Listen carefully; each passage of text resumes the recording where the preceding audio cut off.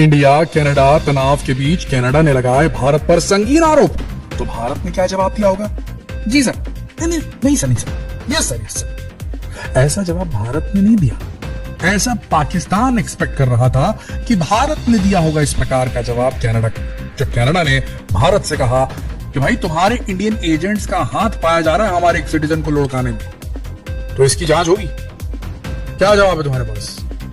तब पाकिस्तानी ऐसा एक्सपेक्ट कर रहे थे कि भाई भारत ने बोला होगा जी सर, नहीं सर, यस सर। क्योंकि पाकिस्तान की जो गवर्नमेंट है, पाकिस्तान के जो हुक्मरान है, उनके पास अगर कभी अमेरिका से फोन आ जाए, किसी दूसरे फिरंगी देश से फोन आ जाए, तो उनके मुंह से बस यही निकलता है जी सर, नहीं सर, यस सर। इसके अलावा उनके मुंह से कुछ नहीं निकलता, क्योंकि उनकी रीढ़ की हड्डी है ही नहीं।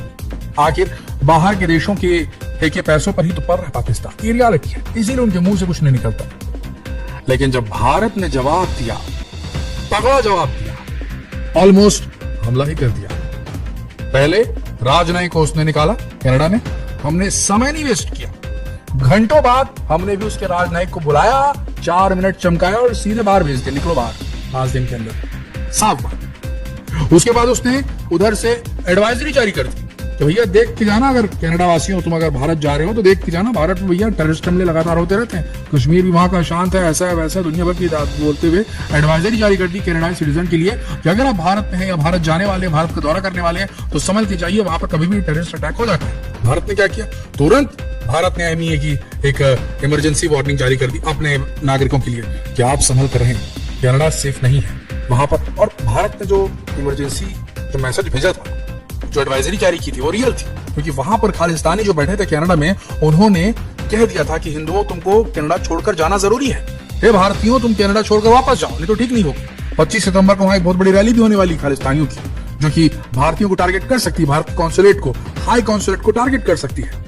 भारत ने जो एडवाइजरी जारी की वो सही जारी की, लेकिन बात यहीं पर नहीं रुकी। इसके बाद भारत हुआ नाराज जब भारत को पता चला कि कनाडा का जो पीएम है जस्टिन ट्रूडो, वो गाहे बगाहे कभी बाइडेन को फोन लगा रहा है, कभी सुनक जी को फोन लगा रहा है यूनाइटेड किंगडम में, कभी ऑस्ट्रेलिया के एंथोनी अल्बनीज को फोन लगा रहा है, कभी न्यूजीलैंड फोन लगा रहा है, कभी फ्रांस के मैकेनरो को फोन लगा रहा है और बोल रहा है यार इंडिया ने मेरे साथ ऐसा कर दिया, इंडिया ने मेरे साथ ऐसा कर दिया, हवा बना रहा है इंडिया के खिलाफ। जब ये बात पता चली इंडिया को, भारत सरकार को, तो भारत ने सबसे पहला काम क्या किया पता है? अगले किसी कार्रवाई कनाडा करे उससे पहले भारत ने सारे कनाडाई सिटीजन जो भारत आने वाले थे उन सबका वीजा कैंसिल कर दिया और अनिश्चित काल तक के लिए कोई भी कनाडाई नागरिक भारत की सरजमी पर, भारत की सरहद के अंदर घुस नहीं सकता, ऐसा कर दिया। जैसे ही एक्शन लिया भारत ने, तुरंत वहां खबरें वायरल होनी शुरू हुई पाकिस्तान में, और पाकिस्तान की जो आम जनता आवाम है वो शॉक्ड रह गए कि भाई इंडिया हमसे कितना आगे निकल चुका है।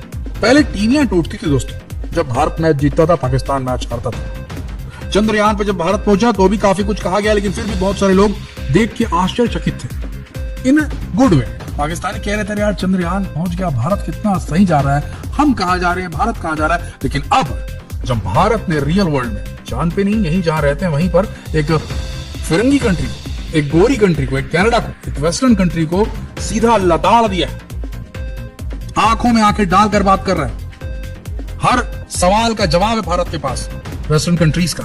और ये देख रहा है पाकिस्तान की आवाम खासकर, कि भाई भारत के समर्थन में खड़े हैं ऐसे देश जो कि स्ट्रॉन्ग एलाइज हैं, स्ट्रॉन्ग पार्टनर है कनाडा के, अमेरिका, ऑस्ट्रेलिया, ये साथ में खड़े, यूनाइटेड किंगडम साथ में खड़े भारत की। ये देखकर अब पाकिस्तानी लोग चमत्कृत हैं, उनके मुंह से निकल रहा है वाह, ये होती है डिप्लोमेसी, ये होती है सॉफ्ट पावर। भारत के लिए अब पाकिस्तानी नागरिकों की जबान से वाह निकल रहा है दोस्तों। वो बात अलग है कि पाकिस्तानी जो हुक्मरान है, या खालिस्तान का दूसरा सेफ हेवन कहाँ है? एक तो कनाडा में है और दूसरा पाकिस्तान में।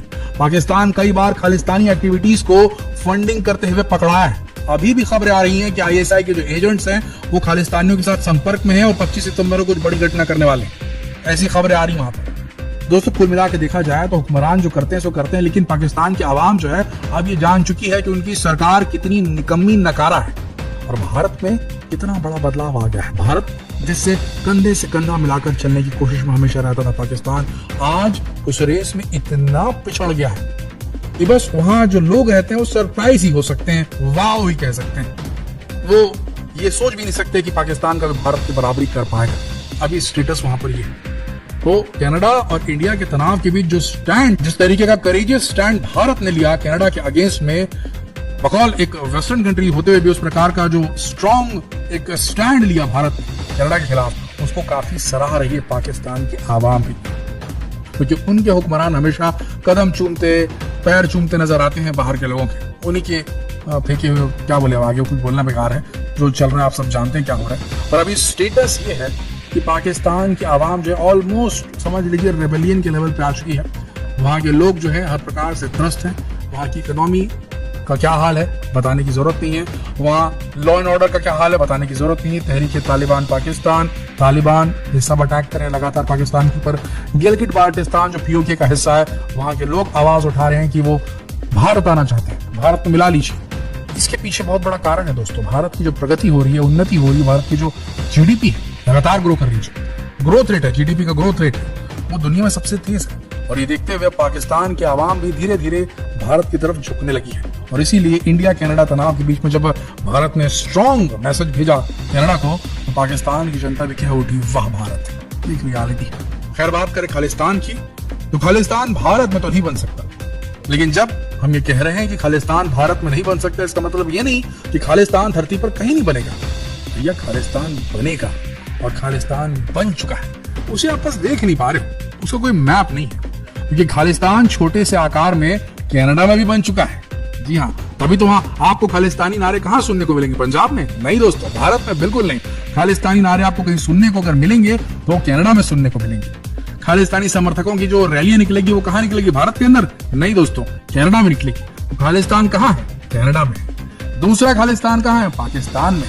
पाकिस्तान में खालिस्तानियों के बहुत सारे समर्थक सरगना सब रहते हैं, और वहां भी एक छोटा खालिस्तान है।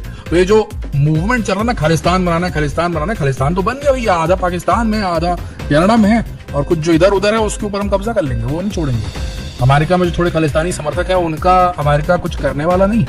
ऑस्ट्रेलिया में जो खालिस्तानी समर्थक है वो कुछ कर नहीं पाएंगे। जो सरकार खालिस्तानियों के नीचे दबी है, उनके प्रभाव, उनके पॉलिटिकल इन्फ्लुएंस में आ गई है, वो है कनाडाई सरकार, जिसके अंदर खालिस्तानी घुस चुके हैं। कल को आने वाले 4-5 साल में ये ना हो जाए कि कोई खालिस्तानी मानसिकता वाला व्यक्ति जो है वो कनाडा का लीडर बन जाए, ये भी वहां पर गुंजाइश बन रही है। रही बात पाकिस्तान की, तो पाकिस्तान ने हमेशा से ही भारत के अंदर टेररिज्म को अलग अलग प्रकार, अलग अलग मीडियम, अलग अलग फॉर्म में फैलाने का हर संभव प्रयास किया है, जिसमें खालिस्तानी टेररिज्म भी है, जिसको भड़काने के लिए पाकिस्तान ने बहुत पुरजोर कोशिश की है। तो भैया खालिस्तानियों से रिक्वेस्ट है, तुम्हारा तो खालिस्तान बन गया है भैया, आपका खालिस्तान कनाडा में, आपका पाकिस्तान में है, तो आप वहां रहिए, यहाँ कहाँ नया खालिस्तान आप बनाएंगे। आपको क्या लगता है दोस्तों, क्या ये रियलिटी नहीं है, क्या खालिस्तान पहले से नहीं बन गया है, बनाने की क्या जरूरत है, क्या लगता है आपको? अपने विचार नीचे कमेंट सेक्शन में लिखकर जरूर बताएं। जितना हो सके इस वीडियो को शेयर करें, फेसबुक पर, व्हाट्सएप पर, यूट्यूब पर। जल्द मिलते हैं आपसे अगले वीडियो में, तब तक के लिए आप सबका इस वीडियो के अंत तक बने रहने के लिए दिल से धन्यवाद।